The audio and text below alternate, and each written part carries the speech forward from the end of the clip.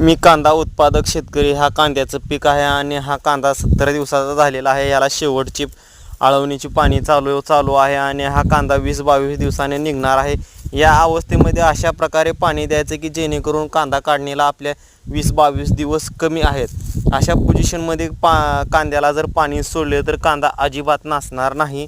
एवढी दक्षता घ्यायची आणि पाणी शेवटचं पाणी दिल्यानंतर 20-22 दिवसानंतर त्याची ॲटोमॅटिक कांद्याला कलर येत आणि काढल्यानंतर आपण 5-6 दिवस कांदा वावरावरती ठेवतो.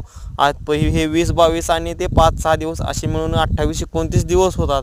पाणी तोडल्यापासून 28-29 दिवसामध्ये कांद्याला खूप चांगला कलर येतो.